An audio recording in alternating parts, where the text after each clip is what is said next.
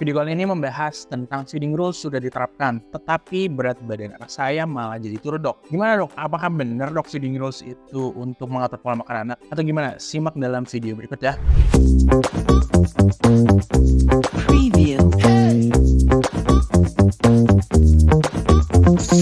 Jadi keluh kesah orang tua setelah menerapkan feeding rules itu ada banyak macamnya, dan mungkin ada beberapa hal yang sudah dibahas di video sebelumnya. Tetapi kali ini kita membahas tentang kalau misalnya feeding rules sudah diterapkan tetapi berat badan anak malah jadi turun, apakah benar? Mungkin ada beberapa hal dulu yang harus diluruskan. Kalau misalnya feeding rules itu kan berlaku untuk anak yang inappropriate feeding practice dan anak yang sehat. Jadi 80% anak tidak punya pola makan anak itu karena anak itu tidak menerapkan aturan makan. Akhirnya apa? Makan berantakan, nutrisinya tidak tercapai, pertumbuhannya juga sesuai, dan ini terus berlanjut.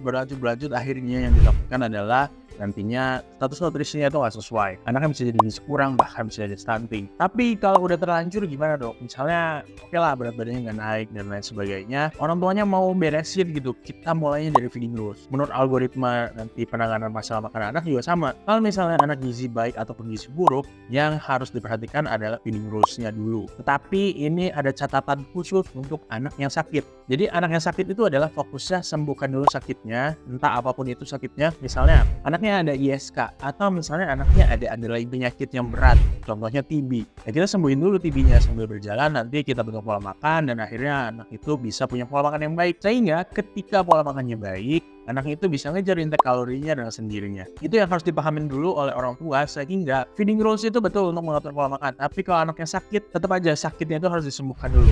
Bahkan hal misalnya ada kurva pertumbuhan di 2 bulan berturut-turut itu tidak mencapai kenaikan berat badan minimum, itu harus ke dokter dan harus dievaluasi kenapa pertumbuhannya itu nggak sesuai. Atau misalnya ada lagi, kalau misalnya pada anak yang sehat, oke lah kita feeding rules dan sebagainya, saya udah dalam jadwal, dok, makanya udah sesuai, makan pagi, siang, malam dan sebagainya udah. Tapi ada kesalahan yang sering terjadi pada orang tua. Misalnya anak nggak mau makan pagi, makan setengah jam udah nggak kondusif, baru makan cuma sedikit, anaknya itu akhirnya nggak sesuai porsi makannya, orang tuanya heboh, bingung dan lain sebagainya. Terus masih belum setengah jam nih, kasih tawarin lain, tapi anaknya mau dong dikasih roti, malah susu, itu kan nggak sepadan. Makan utama itu kita konsepnya adalah menu yang lengkap, karbohidrat, lemak dan juga protein. Artinya dalam satu porsi itu terdapat menu yang lengkap dari makronutrisinya. Tetapi anaknya mau makan dengan diganti dengan menu selingan. Artinya menu selingan itu tidak lengkap dengan menu yang utama. Jadi anaknya bisa aja kekurangan nutrisi dari orang tua mengganti menu lengkap dengan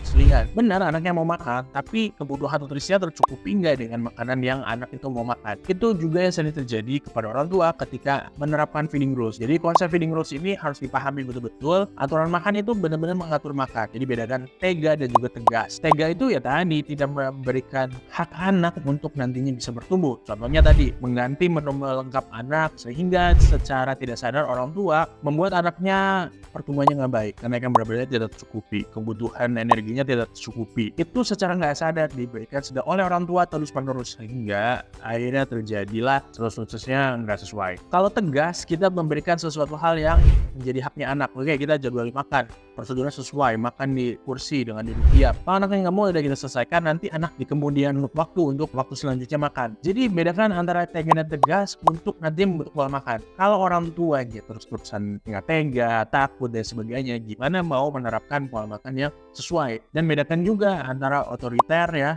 dan juga misalnya otorisasi. Jadi kita menawarkan anak, kita demokrasi kepada anak untuk nantinya berdiskusi mana yang lebih baik untuk anak dan juga mana yang enggak.